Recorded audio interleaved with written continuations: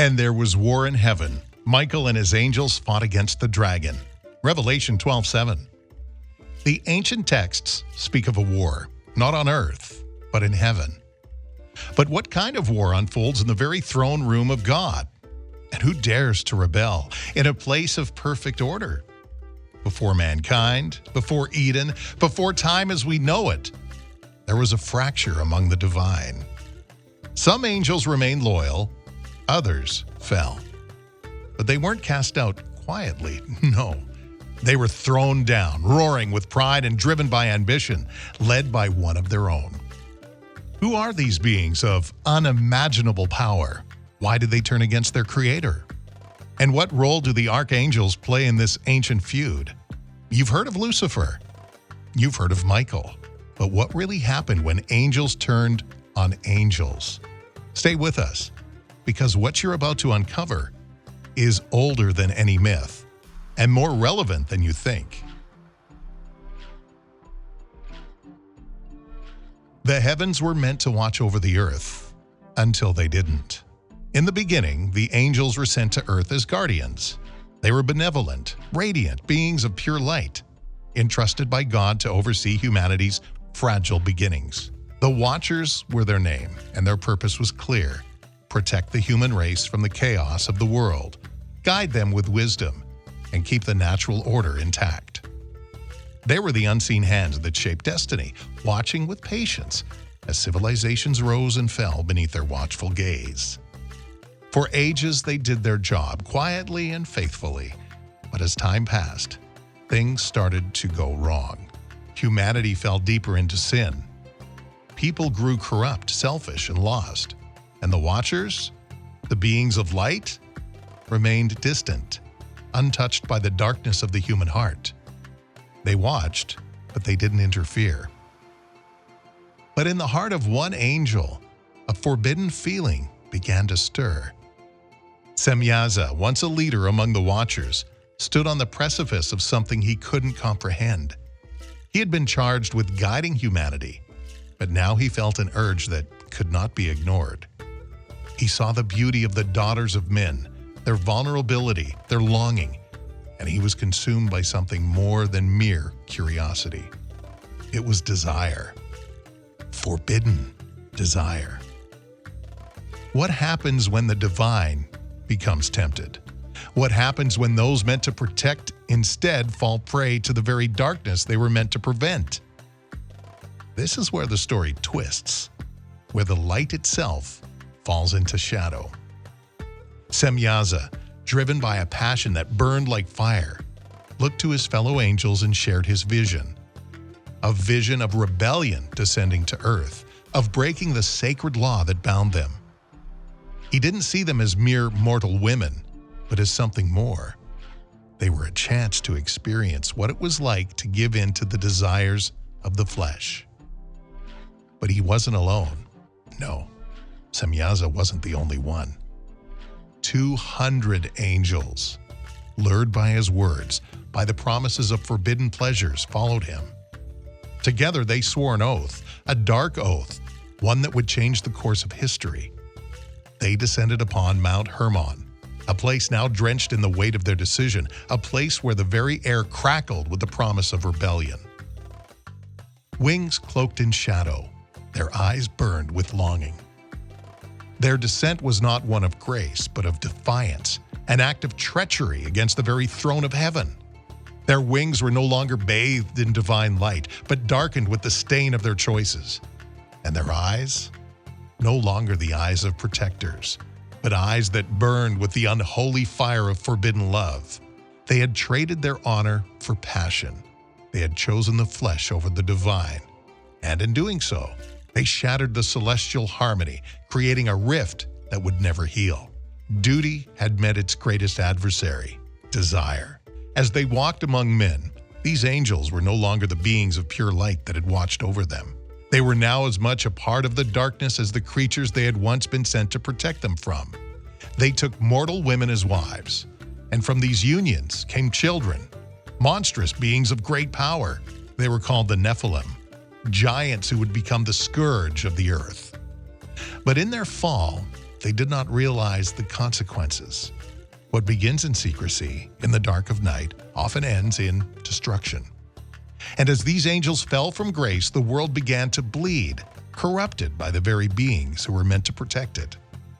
This was no longer just a story of angels defying God. This was a tale of a cosmic struggle, one that would ripple across eternity between light and darkness, between duty and desire. As the earth quaked beneath their footsteps, as their monstrous offspring spread their terror, the question echoed through the heavens. Could the earth ever be redeemed? The rebellion had begun, and what came next would change the very fabric of creation itself. They took wives, and from this forbidden love came monsters. Genesis 6:2. The fallen angels, now bound by their dark oath, moved with purpose. They sought more than power. They sought to corrupt creation itself, to erase the divine order. In their twisted minds, love for humanity had become something far darker, something unnatural. But what happens when divine beings, entrusted with the protection of the earth, break their sacred duty and fall prey to the same desires that plague humankind? The answer to that question came in the form of an unholy union. The Genesis account is brief but devastating. The sons of God saw that the daughters of humans were beautiful, and they married any of them they chose. Genesis 6:2. From this union arose the Nephilim, giants born of both angelic and human blood, beings that devoured the world around them. As the book of Enoch 7:2 reveals, and the giants who were born from the union of the sons of heaven and the daughters of men, they were great men of renown. And they ate all the work of men until the people were unable to sustain them.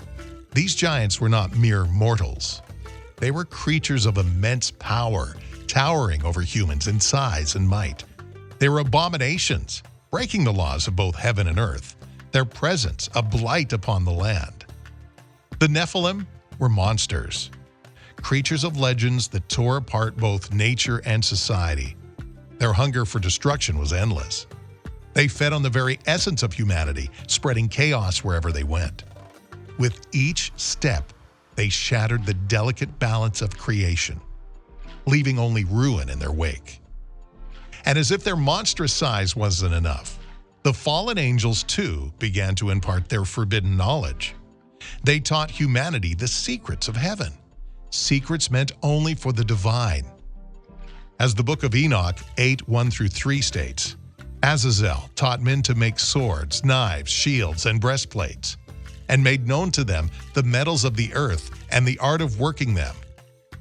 And there was much godlessness, and they multiplied in the earth. The very tools that were meant to protect were now twisted into weapons of war. The Nephilim were not content with their sheer strength. They sought to empower mankind with the dark arts, sorcery, enchantments, and vanity. The world was now full of chaos, with humans fighting one another, corrupted by the same forbidden knowledge that had corrupted the angels themselves. The earth, once a place of peace and promise, now cried out in agony. The balance of life had been shattered, and the heavens seemed to retreat further and further away. The beauty of the world was marred by the scars of corruption. What had once been a world full of promise and divine purpose now felt like a battleground, torn apart by the choices of a few fallen angels. And then, the fallen angels took it even further. As the book of Enoch 9:6-9 recounts, they made known the secrets of heaven to their wives, and the wives of the watchers bore them giants, and the earth was filled with violence and wickedness. The women, once beautiful and full of life, had now become vessels of destruction. They were the mothers of the Nephilim, their bodies a gateway through which the horrors of the heavens entered the mortal world. The earth could no longer stand as it was. The darkness had spread too far, and the question that had echoed through heaven earlier now seemed inevitable. Could redemption still be possible? The heavens now trembled at the horror unfolding beneath them. The cries of humanity, desperate and broken, reached the ears of heaven, and a divine judgment was set in motion. God saw the wickedness of man, and it was great on the earth, Genesis 6:5. But it was not just humanity that had fallen into chaos. The rebellion of the Watchers had corrupted the very foundation of creation. It was as if every thread of the world had been pulled from its original design, and now the fabric of existence itself was unraveling. In the midst of this overwhelming darkness, when all seemed lost, a light flickered in the distance. Heaven, long silent, was about to respond. The archangels were dispatched, warriors of heaven, chosen for a task that would rewrite the fate of the earth itself. But what punishment would be enough to undo the damage done by the Watchers? What could erase the stain of corruption they had left behind? The archangels knew that their mission was not just to destroy, but to restore. They were sent to bring justice, but also to offer mercy, to cleanse the earth of its defilement and renew the covenant between God and His creation. But the battle would not be easy. Could heaven truly restore the earth to its original state of peace? Or would the darkness prove too powerful to overcome? Could the divine order reassert itself? Or would the consequences of the Watchers' rebellion forever haunt humanity? The cry of the earth was loud and desperate, but it was not unanswered. And then heaven responded, not with a gentle rain, not with quiet correction, but with fire, with fury, with divine force. God did not send a legion. He sent 4: Michael, Gabriel, Raphael, Uriel. Each one carrying not just power, but purpose. Michael was the sword, the commander, the fury of heaven incarnate. And the Lord said to Michael, "Go, bind Semyaza and his hosts." Enoch 10:11. Michael descended like a star falling through the sky. His wings were wide like storm clouds. His sword? A blade of fire divine, unyielding. He would be the one to chain the leaders of the rebellion beneath jagged rocks and molten earth. His mission was not to reason with evil, but to end it. Gabriel, the messenger of judgment, came next. He wasn't just a herald. He was the sound of heaven's decree. He would strike the Nephilim, the half-breeds of horror, born from lust and disobedience. They had defiled creation. Their time had come. Go to the reprobates, to the children of fornication. Destroy the children of the Watchers from among men. Enoch 10:9. His voice shook the mountains. His eyes burned with righteous purpose. His command? Extermination of the unholy. Gabriel's arrival was not just mercy, it was war. But even in judgment, there was restoration. Raphael, whose name means God heals, was sent to tend to the earth, to purify the land, to cleanse the wounds of a planet broken by sin. But he did more than heal. He fought. And Raphael was sent to bind Azazel hand and foot and cast him into the darkness. Enoch 10:4-6. Azazel, the one who taught men to kill and women to seduce, was thrown into the desert of Dudael, his face covered in sharp stones, bound in eternal torment. Raphael, the gentle one, showed that healing can also come through justice. Then came Uriel, whose very name means light of God. He came not to destroy, but to reveal. He showed Noah the coming judgment, the flood that would wash the world clean. While others fought the Nephilim, Uriel prepared the remnant. He brought clarity in chaos, vision in darkness. While the world crumbled, Uriel gave humanity a thread of hope. Each archangel had a role like generals in God's celestial army. They purified. They didn't just fight, they fulfilled prophecy. And together, they brought down the hammer of heaven on a world infected by rebellion. Their battle was cosmic, moral, eternal. The battle was over, but justice was not yet complete. The Watchers had fallen, The Nephilim, once worshipped as gods, now hunted as abominations, and the earth, still scarred, still bleeding, still crying out, and heaven heard. The archangels carried out the sentences. There would be no appeal, no second chance, only eternal consequence. Semyaza was the first to fall under divine chains. Bind Semyaza hand and foot, and cast him into the darkness among the jagged rocks. Enoch 10:11-13. He was buried alive beneath the earth in a pit of burning stone. His voice now echoed only in regret. His fate? To watch as his children were slain, and to remain imprisoned until the day of judgment. No light, no escape, only waiting. Then it was Azazel's turn. The dark teacher was cast into the wilderness of Dudael, a barren place of sharp stones and sulfur winds. Bind Azazel and cast him into the desert, a hole in the ground, and cover him with darkness forever. Enoch 10:4-6. His name would become a curse, his legacy an origin of war, pride, and vanity among men. The people were commanded to cover the whole earth with his sins. He gave sin to man. Now man would give it back to him. His prison became the grave of his ambition.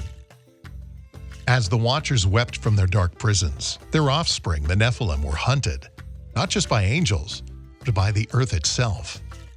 Famine struck. War consumed them. They turned on each other, devouring their own kind. The divine judgment wasn't just about punishment. It was about cleansing. Destroy all the giants, and when they have seen the destruction of their beloved ones, bind them also for 70 generations. Enoch 10:9-15. Their very existence had corrupted the world. Their erasure became the world's salvation. And then, silence. The angels who once roamed freely were no longer welcome. The veil between heaven and earth was sealed. The watchers remained in darkness. The Nephilim were gone. Humanity, broken and bewildered, was given one final chance. But it would not come through power. It would come through water. God had passed sentence. The archangels had delivered the blow, and yet the fullness of judgment was not finished, because a flood was coming. That's when God looked upon the earth and saw that all flesh had corrupted its way. He made a decision. Do you know what that harsh decision was? I will blot out man, whom I have created from the face of the earth. Genesis 6:7. This was the grief of a father, a creator watching his children destroy themselves. Yet, in that darkness, one man stood apart. Noah, righteous, obedient, chosen.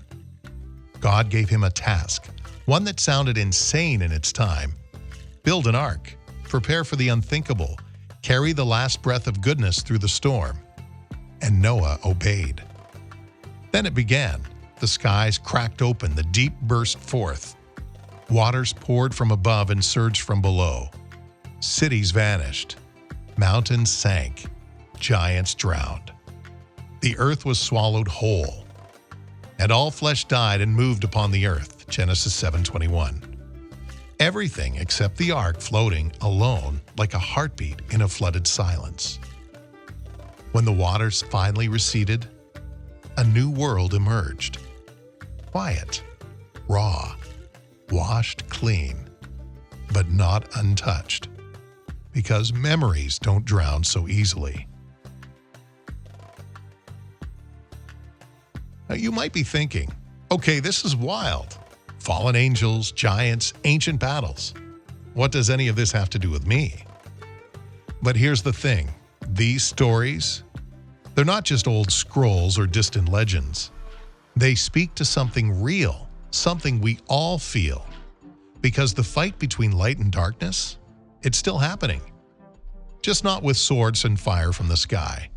Now, it's in the choices we make, the battles in our minds, the moments we feel pulled towards something we know isn't right, but it's tempting anyway.